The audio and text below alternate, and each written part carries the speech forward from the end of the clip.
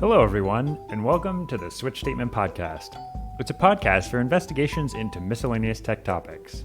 Today, we're starting a new series on the book Masters of Doom.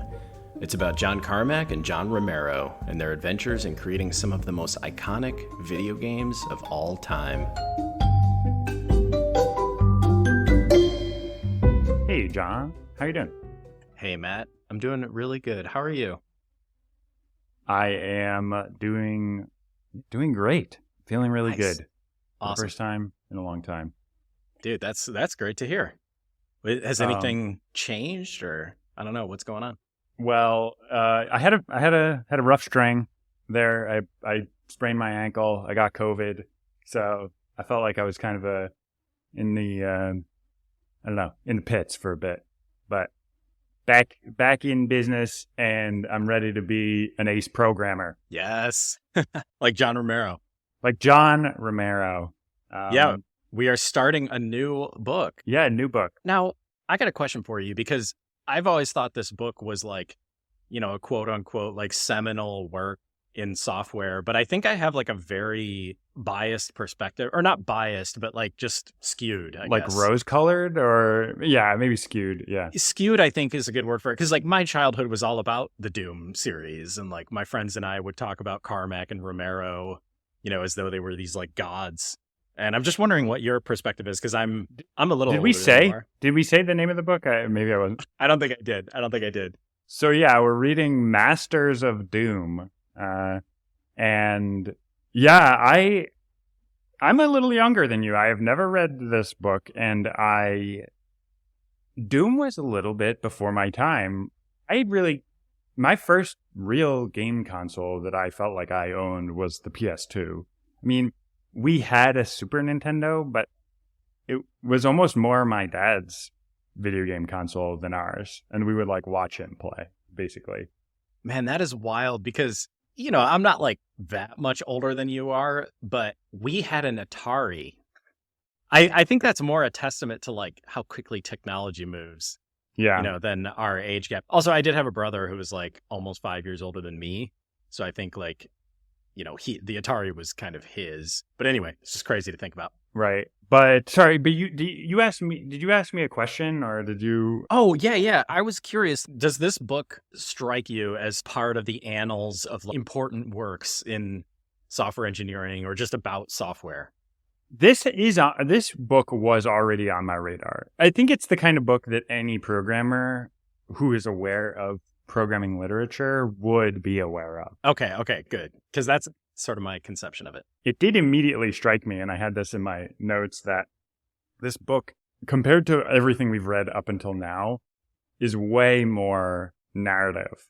Yeah. And what I've come to understand is, or like if you extrapolate the direction that this podcast is going, we're going to be reading like 50 Shades of Grey, I think, like pretty soon. It's like we started with this like super dense, technical, almost a textbook, I would say. Yeah. And like the trajectory has just been like towards like a dime store novel, basically. We even tried a white paper, which crashed and burned. Well, I mean, we were fighting the momentum, so we just quickly decided we had to go back to find our real like place, which is these kind of more softer books, I think. Yeah. Which, I mean, and this book, I think part of it is like this book is written by an actual author. I think David Kushner, he's not like an expert in the industry. Although, I don't know, I need to look him up and make sure I'm not just talking out of my butt here. But I think he was just someone who was interested in this, but also a very good writer. And that's probably partially why. I also just think it's an interesting story. The subtitle of the book is How Two Guys Created an Empire and Transformed Pop Culture. And the two guys, who, we'll be talking about a lot over the next few weeks, John Romero and John Carmack, not only did they accomplish amazing things in this industry, but they're also just interesting. They kind of have an interesting history. They were active during a very interesting time in software where there was a lot of innovation happening. They were at the forefront of all of that.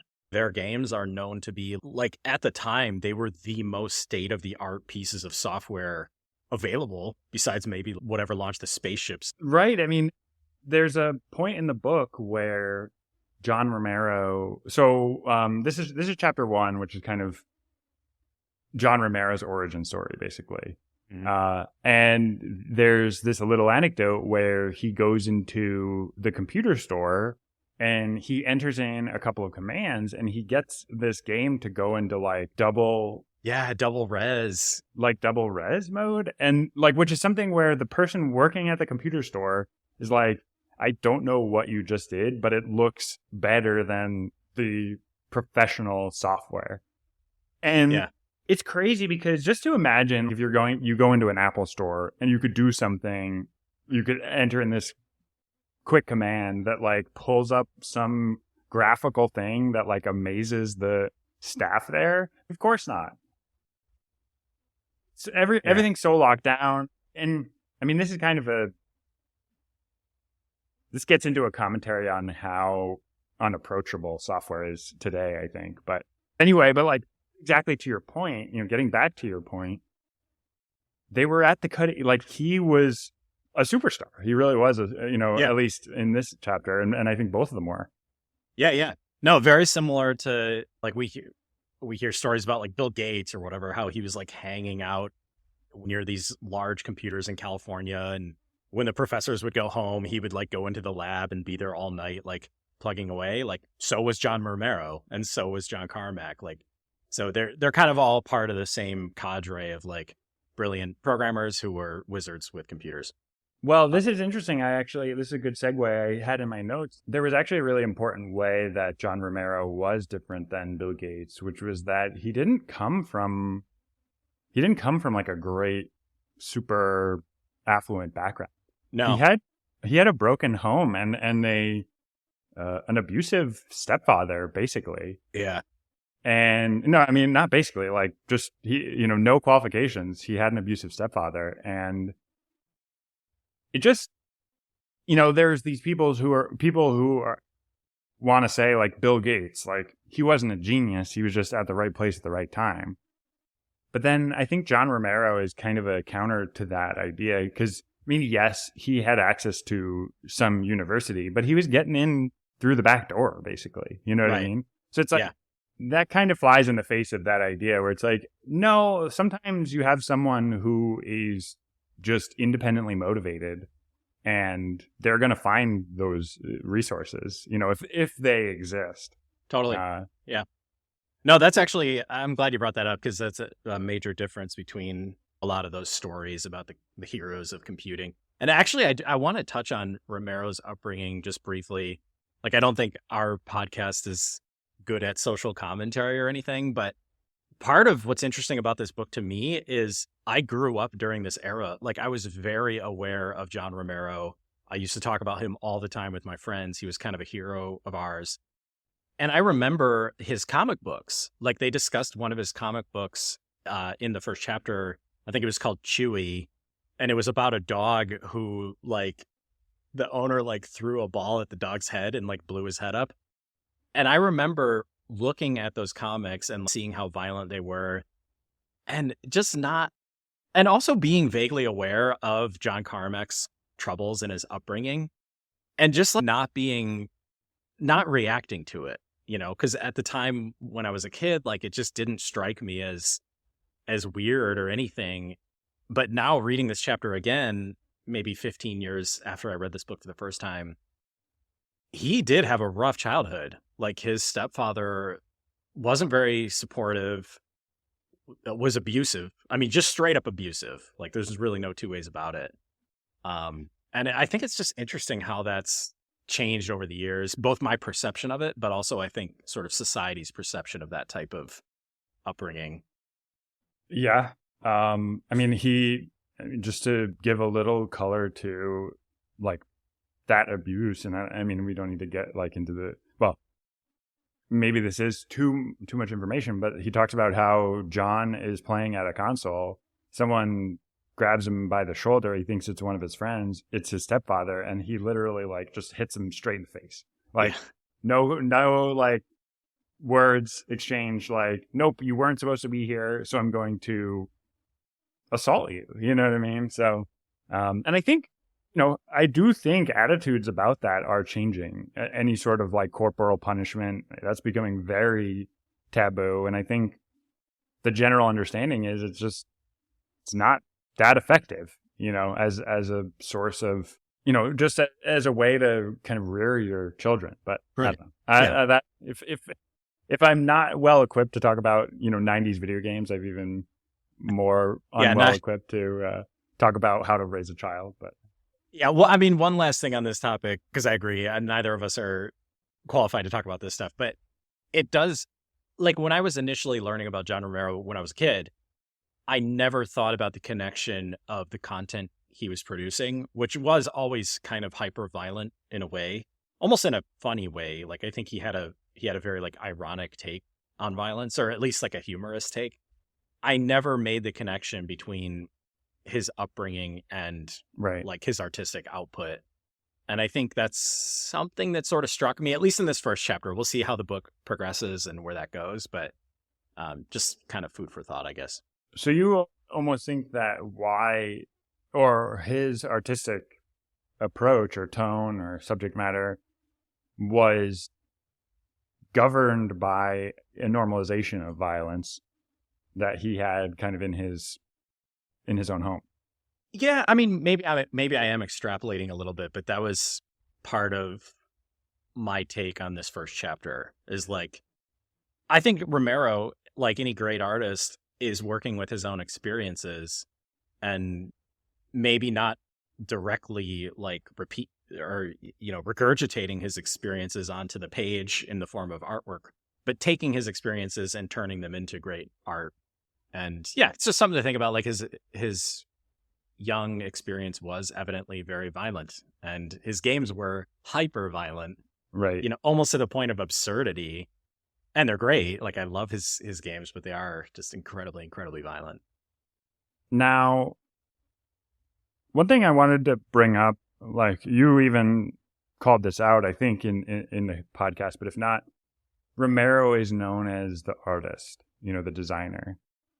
Yeah, and this is another interesting thing that hopefully we can talk about as we read this book. I definitely had a perception as a kid that Romero was an artist and designer, and he was primarily responsible for driving the artistic vision of the games, whereas John Carmack was like the hyper genius programmer. And I recall reading this book, and before I read this book for the first time, maybe 15 years ago, I didn't even know that Romero was a programmer. Right. That's how absurdly slanted my like initial perception of Romero was. So anyway, but yeah, that was my perception growing up, was Romero was more of this, visionary artist, which I think he is, but I think he's many things. I think he's also an amazing programmer. That really surprised me. Like, yeah, he's not just like, yeah, you imagine you have this super simplified story in your head where it's like super nerdy programmer with no artistic abilities and then artist with no tech abilities get together and create awesome work. But it's like, no, it's like Romero was basically a genius programmer in his own right. Yes. Which is even more like impressive that like, because I feel like it's very rare that you get a programmer who is also a very talented artist. Absolutely. Yeah. No, and you'll see, that's one of the things I love about this book is it really redefined like who all these people were. Another hero of mine when I was a kid was American McGee. It's kind of a weird name, but he was like a famous level designer. This is another weird thing is all these guys used to be like almost pop stars, at least in the circles that I sort of hung out with. But anyway, American McGee was another one who I'm pretty sure he's also like an amazing programmer. And I remember reading this book for the first time and just being kind of bowled over by that. And maybe I'm making this up. I mean, we'll get to this eventually, but this book caused me to redefine who a lot of these people are. And that's one interesting thing about it. Yeah, for sure.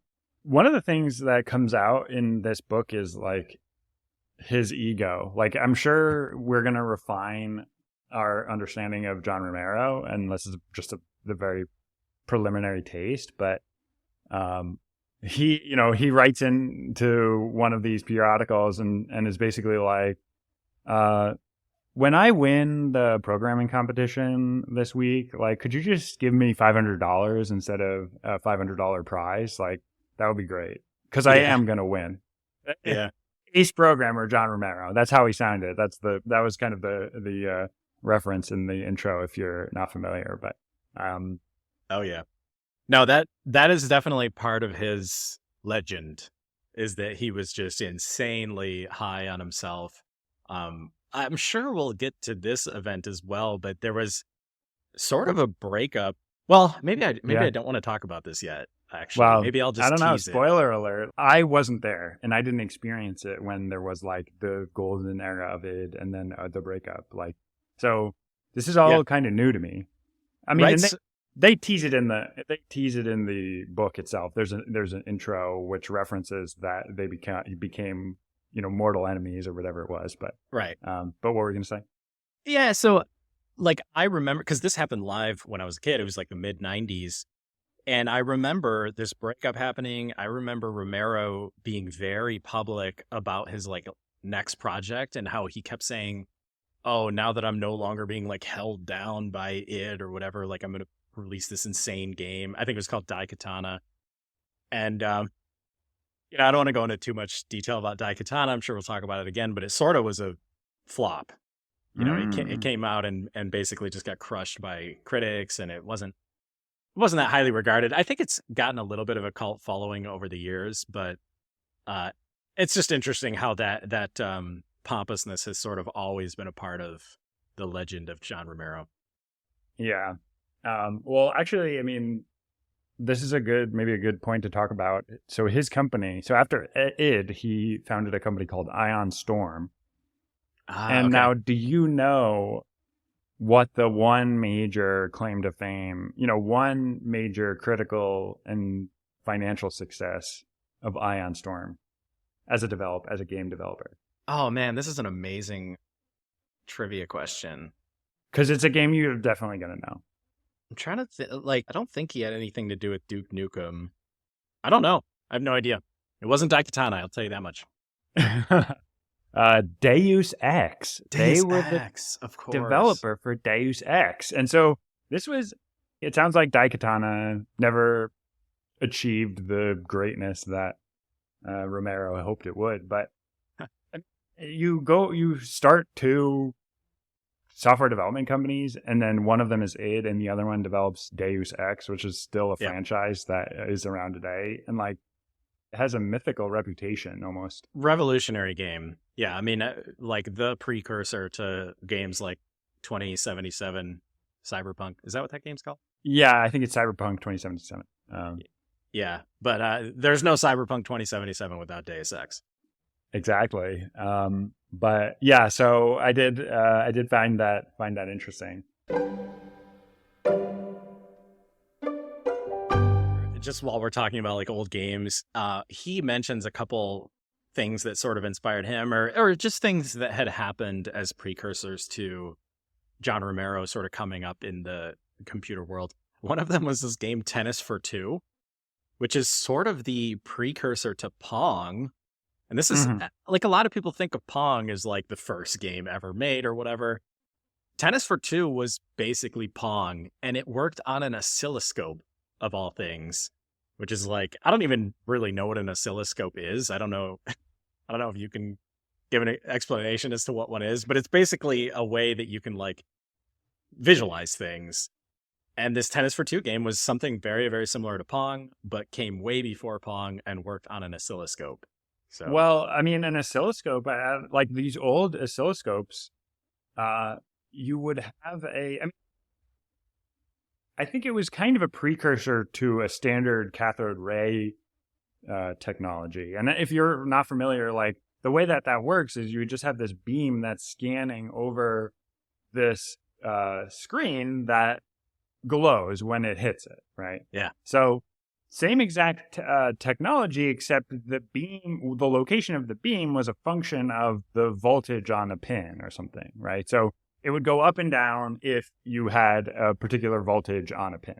So you would be using it you would just draw this single line across the screen and it would wiggle up and down. Yeah. And so I don't know, do you know who did Tennis for Two? Who programmed Tennis for Two? I want to say Higginbottom. Oh wait, that's what you said. That's what you said. Higginbottom. Yeah, I don't think I said it in the podcast, but I think it was Higginbottom. Yeah.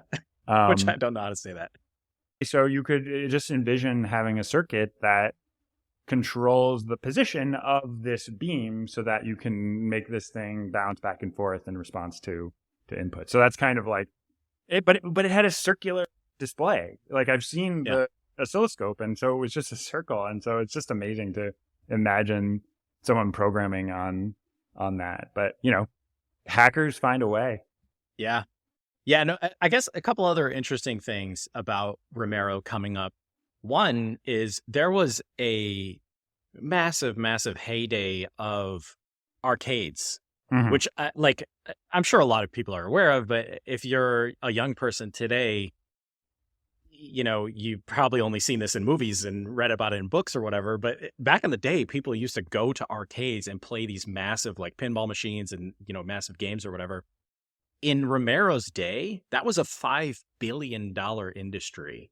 They mentioned this in the book. A huge industry. I mean, like I did not realize it was that big, and that's $5 billion. Did you go to the arcades? Were you an arcade gamer? Not really. I think I missed that by a couple years. I mean, I went to like Dave and Buster's and stuff, but I would say that's more part of like the modern era of arcade gaming. Right. Right.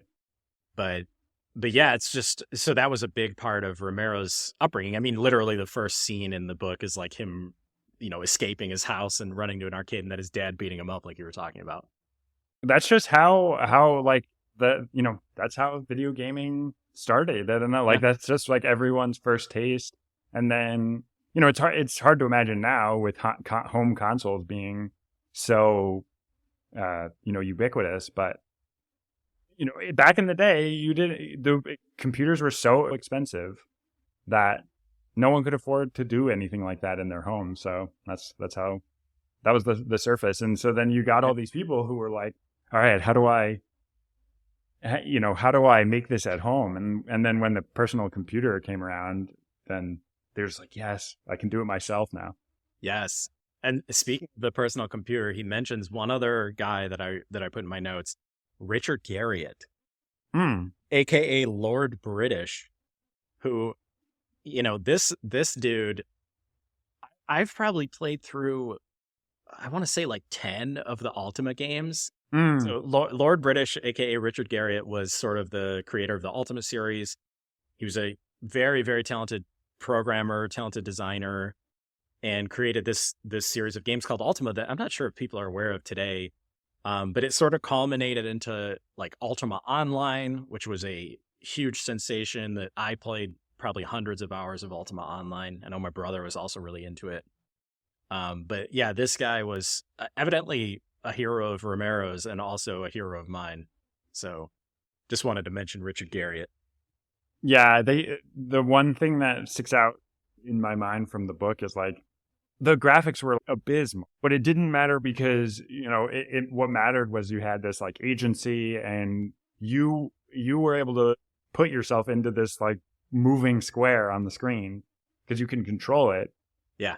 The graphics were abysmal, like you're saying, but at the same time, I think if you're an aspiring game designer, you should take some time to look at how these games played, because one of the really interesting things about these early games were designing with constraints. Yeah. Like these, a person like Richard Garriott or even John Romero to a large extent, like they were designing these games under extreme resource limitations, and they were forced to make certain decisions, but they were also trying to optimize the user experience. So there's a very interesting, set of trade-offs for like, maximizing that user experience while using as little resources as possible. And there's a tremendous amount that can be learned from that in terms of design. I think a lot of modern game design is just very fatty. Like there's just a lot of aspects of modern game design that could just be totally cut. And I think if people were more historians, basically studied the history of game design, that they could produce more tight designs and better games, frankly. This is just my opinion, but it's funny because I think you kind of have a paradox of choice where when you aren't constrained, you're kind of like, what do I do? Like, I couldn't build anything. So in a way, I have no idea what I should build, where it's like, all right, well, I have a block on the screen. Like, there's only like so many things that I could possibly do with this. But I think it's also, modern day designers have a tendency to be like indulgent, where, you create a 13-second get on your horse animation where the gamer presses the get on horse button and has to wait until the avatar gets on the horse. Dude, anyway. At this point, that get on your horse animation is just like living rent free in your head. It's just like playing in a loop. You're just like, I'm going to find the it really is gratuitous animator who did this. Who knows? It could be mocap, but anyway. Yeah, I even have to find the actor. I got to find the horse. Just kill them all. Hit list. Yeah, just Doom won them. Just take them out. I mean, that is pretty much what I had for chapter 1. Looking forward to the rest of this book. Yeah, no, I think this will be a fun book. Good choice. All right, yeah, thanks. Like you alluded to, I feel like it's one of the great like narrative programming books. So yeah. All right, well, I'll see you next time for chapter 2. See you next time.